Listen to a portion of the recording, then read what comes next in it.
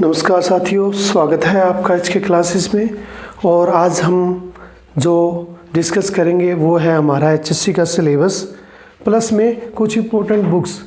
कुछ साथियों का कमेंट था कि सर आप हमें कुछ अच्छी पुस्तकें बुक्स बताएं ताकि हम उनको पढ़ने के बाद हमारा लिटरेचर है या ग्रामर है वो स्ट्रॉन्ग है कर सकें।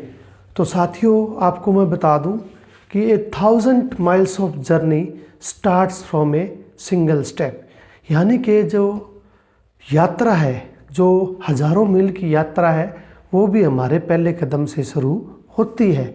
उसी प्रकार अगर हम टारगेट की बात करें, चाहे हमें टीचर बनना है, मोस्ट ऑफ द जो मैं करवाता हूँ सिलेबस वो टीचिंग एग्ज़ाम से रिलेटेड होता है, क्योंकि मैं खुद भी एक टीचर हूँ और इसके अलावा जो मैं एक ग्रामर एक्सपर्ट प्लस में लिटरेचर एक्सपर्ट हूँ। तो वही चीज़ें करवाता हूँ आपको जो मैंने अपने एग्ज़ाम में फेस की है, चाहे वो मैंने केवी का दिया है, एस्टेट दिया है, टेट दिया है या नेट दिया है। तो उसी के विषय में मैं बता सकता हूँ जो चीज़ें मैंने देखी है, अनुभव किया है। तो मैंने आपको बता दिया 1000 miles of journey start from a single step.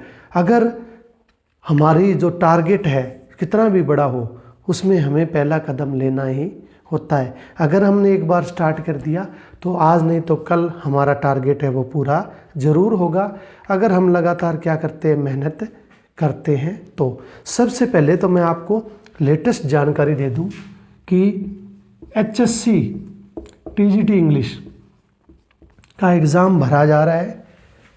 और ये नहीं है कि इंग्लिश का है, बहुत सारी पोस्टें हैं उसके अंदर, लेकिन मैं सिर्फ बात कर रहा हूँ इंग्लिश को लेकर, क्योंकि मेरा सब्जेक्ट क्या है, इंग्लिश है। तो इंग्लिश की पोस्टें भरी जा रही है। करीबन वो कितने की करीबन 1741 पोस्टें हैं। जनरल की 315 है, एससी की 315, ऐसे करके वो डिवाइडेड है। तो आप सबसे पहले तो एचएससी टीजीटी इंग्लिश का क्या करें, फॉर्म फिल करें। और उस फॉर्म के अंदर हमें क्या चाहिए, थोड़ा मैं आपको डॉक्यूमेंट के बारे में बता दूँ। सबसे तो पहले हमें 10th की मैट्रिक की डीएमसी चाहिए, फिर +2 की डीएमसी चाहिए। सबसे पहले तो हमारा मैट्रिक का चाहिए, फिर +2 का।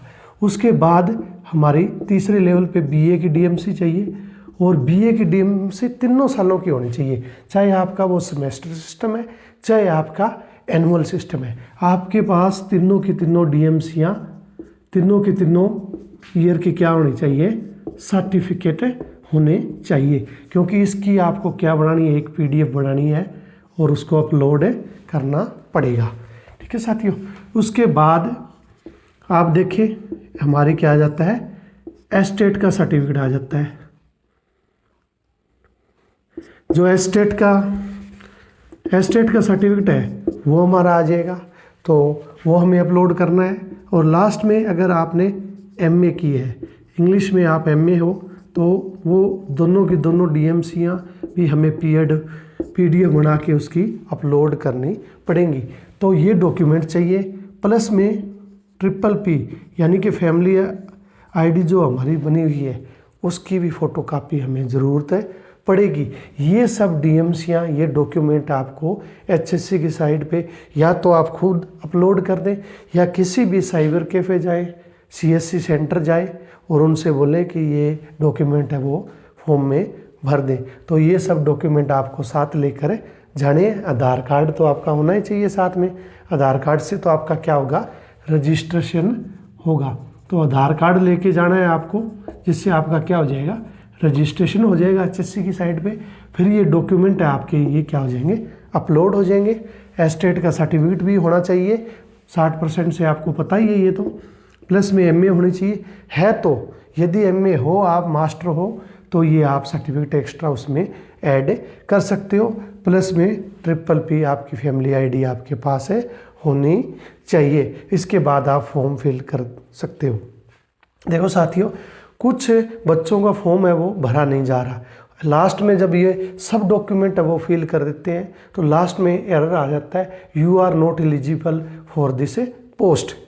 तो वहाँ आपने क्या करना है, जब लास्ट स्टेप है, जो हमारा लास्ट स्टेप है, उसके ऊपर 2 ऑप्शन आते हैं, आपको फर्स्ट और सेकंड दोनों टिक करने हैं। उसमें लिखा हुआ होता है कि आपके बीएड में 50% है, या एस्टेट में 60% है, या आपके पास स्पेशल बीएड है, या बीए में आपको ओवरऑल 50% है।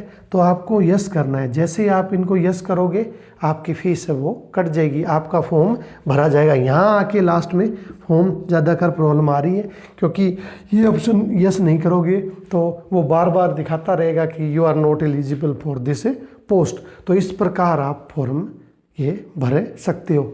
इसके अलावा मैं बता दूं कि कुछ बच्चों का था कि क्राइटेरिया क्या है। तो आपके बीए के अंदर सब्जेक्ट के अंदर, सब्जेक्ट मतलब इंग्लिश, तीनों साल हमारे यहाँ हरियाणा में जो इंग्लिश होती है वो आपके पास एज ए सब्जेक्ट है, आपने पढ़ी होनी चाहिए। और उसके अंदर मिनिमम कितने नंबर चाहिए? 50 नंबर आपको चाहिए। इसके अलावा बीएड है आपकी, हाँ बीएड की जो आपकी डीएमसी है, जो आपने बीएड की है, चाहे 1 साल वाली की है या 2 साल वाली की है, या आजकल जो इंटीग्रेटेड कोर्स है 4 साल वाला आ गया है, जिसमें 3 साल की बीए प्लस 1 साल की बीएड होती है, तो उसमें भी आपके कितने % होने चाहिए? 50%। यहाँ भी आपके बीए में भी 50% होने चाहिए सब्जेक्ट में, यहाँ भी 50%। तो आप अपना फॉर्म है वो इजीली फिल कर सकते हो। तो सबसे पहला तो काम ये है कि आप एग्ज़ाम अपना भर दो। अगर कोई किसी प्रकार की प्रॉब्लम आती है तो आप कमेंट कर सकते हो, या मेरा नंबर भी दिया हुआ है, आप मुझे कॉल भी कर सकते हो। तो ये तो था आपका साथियों फॉर्म भरने के बारे में जानकारी। और अब मैं आपको बता दूं कि आने वाले जितने भी एग्ज़ाम हैं, चाहे हमारा एचएससी की ये स्क्रीनिंग रहेगी या एचपीएससी का पीजीटी एग्ज़ाम आएगा इंग्लिश का, जिसने भी भरा है, ठीक है, उसके अंदर भी मैं आपको तैयारी करवाऊंगा। चाहे हमारा ग्रामर है, लिटरेचर है, सारी तैयारी हमारी चलती रहेंगी। और कुछ बुक्स भी कुछ साथियों ने पूछा था कि सर हमें बुक्स बताओ। तो साथियों ऐसा है कि सभी बुक्स हैं वो अच्छी होती हैं, लेकिन कौन सी बुक अच्छी है ये तो आप जब पढ़ते हो या आप अनुभव करते हो, एग्ज़ाम देते हो, तो ही आपको पता चलता है। तो जहाँ तक मेरा मानना है कि अच्छी बुक कौन सी है, अच्छी बुक वही है जैसे आपको कोई कंटेंट दे दिया, हमने स्टोरी पढ़ी, जैसे हमने हैमलेट पढ़ लिया, उसकी पूरी की पूरी स्टोरी हमने पढ़ ली, तो स्टोरी हमें कई बार याद नहीं रहती है। उसके तुरंत बाद हमें एमसीक्यूज क्वेश्चन दिए जाते हैं कि हु वॉज हैमलेट, या दे देंगे what was the mother name of Hamlet, who was Ophelia, who was Laertes, या what was the name of the kingdom of Venice. तो ये सब क्वेश्चन जब हमें एमसीक्यूज क्वेश्चन दिए जाते हैं तो मुझे जहाँ तक मेरा मानना है कि हमारी तैयारी है वो बहुत अच्छी हो जाती है। पहले तो हमें थ्योरी पढ़ा दी, उसके तुरंत बाद हमें एमसीक्यूज क्वेश्चन दे दिए जाते हैं, तो वो सबसे अच्छी बुक होती है। और वो एक रामबाण का पेनेशिया का काम करती है। तो देखिए मैं कुछ बुक आपको बता देता हूँ कि जो इंग्लिश की है। अगर आप जैसे आपने लिटरेचर पढ़ा है तो ये कुछ बुक्स हैं जो लिटरेचर आप पढ़ रहे हो। जैसे मैं आपको हैमलेट पढ़ाया है, ओथेलो पढ़ाया है, किंग लियर पढ़ाया है। तो जैसे कि ये बुक है टीजीटी इंग्लिश की, जो आप ये बुक देख रहे हो, apex one liner English literature, इसको आप अमेजन या फ्लिपकार्ट किसी भी साइट से मंगवा सकते हो। बहुत अच्छी बुक है। जब इसको आप पढ़ोगे तो देखो, जैसे मैंने अंडरलाइन कर भी रखे हैं, देखो ये बुक्स में तो हर चीज़ दी हुई है कि लिटरेरी फॉर्म्स एंड टर्म्स से शुरू हो गया है। तो सारी चीज़ें इसमें आप कर सकते हो, मार्क कर सकते हो। जैसे फिगर ऑफ स्पीच है, ये भी दिया हुआ है, सब चीज़ें इसमें देखो हर चीज़ दी हुई है। तो मेरे हिसाब से आप कोई महंगी बुक भी नहीं है, ये इतनी अच्छी बुक है। और करीबन ये कितने की आई है, मैं आपको थोड़ा इसका रेट भी बता दूँ ऑनलाइन है कितने की आई है। तो ये कुछ भी नहीं है, 201 रुपये की बुक है। और सारे क्वेश्चन जितने भी एमसीक्यूज क्वेश्चन है वो सारे इसके अंदर दिए हुए हैं, ये भी पढ़ सकते हो। इसके अलावा आप ये टीजीटी के लिए जो हम अब टीजीटी हमारी स्क्रीनिंग होने वाली है उसके बारे में ये जितने भी एग्ज़ाम है वो भी दिए हुए हैं। प्लस में छोटे क्वेश्चन जितने भी हैं वो इसमें दिए हुए हैं। अगर आप इसको पढ़ते हो तो बहुत अच्छी कमांड है आपकी इंग्लिश के ऊपर बन जाएगी। उसमें देखो इन दोनों बुक्स में डिफरेंस है, थोड़ा मैं बता दूं कि ये एपेक्स वन लाइनर बुक है, इसके अंदर आपको थ्योरी दी हुई है, फिर क्वेश्चन दिए हुए हैं।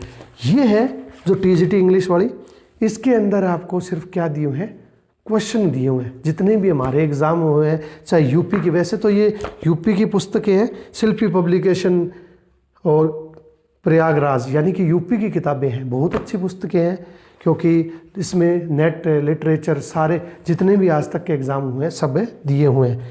और जैसे कि जो शिल्पी पब्लिकेशन है उसकी देखो पीजीटी की भी बुक्स आती है और टीजीटी की, दोनों ऑनलाइन पुस्तकें हैं, कोई महंगी भी नहीं, 100 रुपये की बुक है। ये दोनों किताबें हैं सिर्फ 100 रुपये की, 200 रुपये की के अंदर 2 किताबें आपकी आ जाएंगी। ज़्यादा महंगी किताबें पढ़ने से कुछ नहीं होता कि उसमें कंटेंट क्या है, और इस कंटेंट को वही एनालाइज कर सकता है जिसने एग्ज़ाम दिए हो। इसके अलावा ये बड़ी बुक है, किसी को थोड़ा शौक ज़्यादा हो कि मैं ज़्यादा पढ़ूँ मैटर, तो सक्सेस इन योर हैंड्स, ये भी सेम उसी पब्लिकेशन की, ये थोड़ी महंगी पड़ जाती है। मैटर तो वही है, इनमें क्वेश्चन बना दिए, इसमें थ्योरी और डाटा ज़्यादा डाल दिया, पेपर भी इकट्ठे कर दिए, तो ये बुक्स आप पढ़ सकते हो। इसके अलावा अगर जब हम हिंदी जो इंडियन लिटरेचर करेंगे तो मैं आपको क्वेश्चन भी कराया करूँगा, प्लस में थ्योरी भी करवाऊँगा, तो ये बड़ी अच्छी पुस्तक है। तो आप ये भी मंगवा सकते हो, इंग्लिश लिटरेचर एंड लैंग्विस्टिक। ये जो मेरे गुरुजी है mister Mahendra professor MK Chopra sir हैं, जो महिला कॉलेज में हमारे फतेहाबाद में कार्यरत हैं, उन्होंने निकाली हुई है और बड़े अच्छे क्वेश्चन इसके अंदर।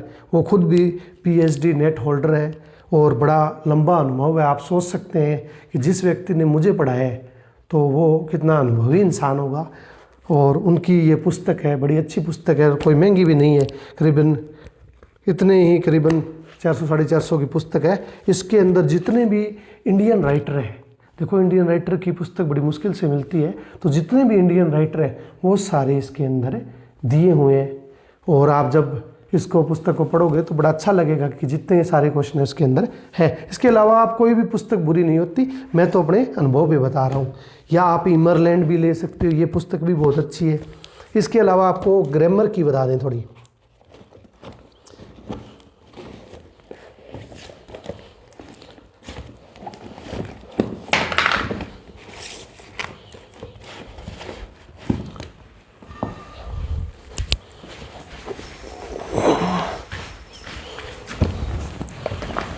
और साथियों अगर ग्रामर की बात करें तो जो मैं पढ़ता हूँ उपकार की है। आपने पुराने टाइम में ये पुस्तक पढ़ी भी होगी, उपकार की ग्रामर की पुस्तक है, ये बड़ी अच्छी है। सभी चीज़ें चाहे हमारे टेंस से शुरू होकर चाहे हमारी इडियम फ्रेजेस हैं, सिनोनियम एंटोनियम, सब इसके अंदर दिए हुए हैं। इसके अलावा अगर आप ग्रामर की बात करें तो अरिहंत की है, ये पुस्तक भी आप पढ़ सकते हो। और ये तो हो गया हमारे इंग्लिश के बारे में। इसके अलावा जो नेट का पहला पेपर है उसकी अगर आप तैयारी करना चाहते हो तो ये हमारी KVS मदान की है, जो फर्स्ट पेपर की बुक है, बड़ी अच्छी है। जितने भी क्वेश्चन है इसके अंदर है वो हमारे दिए हुए हैं, बड़े चित्रों के साथ समझाया गया है। जो हमारा पहला पेपर नेट का आता है उसमें सारे के सारे क्वेश्चन और थ्योरी दी हुई है। इसके अलावा ये दिशा पब्लिकेशन की है, इसके अंदर जितने भी नेट के एग्ज़ाम हैं वो सारे के सारे दिए हुए हैं। फर्स्ट पेपर के जितने भी आप थ्योरी पढ़ोगे सब की आपकी प्रैक्टिस है वो MCQs के थ्रू हो जाएंगी। तो ये साथियों ये कुछ किताबें थी जो मैं पढ़ता हूँ जब भी मुझे टाइम मिलता है, और इन्हीं की वजह से मेरे जो एग्ज़ाम है वो क्वालिफाई हुए भी हैं। ऐसे किताबें दिखाने से कुछ नहीं होता, इन्होंने रिज़ल्ट भी दिया है और मैंने आपको बता भी दिया कि मेरी नज़र में अच्छी पुस्तक कौन सी है। वही अच्छी पुस्तक है जो हमें क्या करवा देती है, MCQs क्वेश्चन, स्टोरी हो प्लस में MCQs, यानी कि आप डेली उसकी क्या कर सकते हो, प्रैक्टिस कर सकते हो।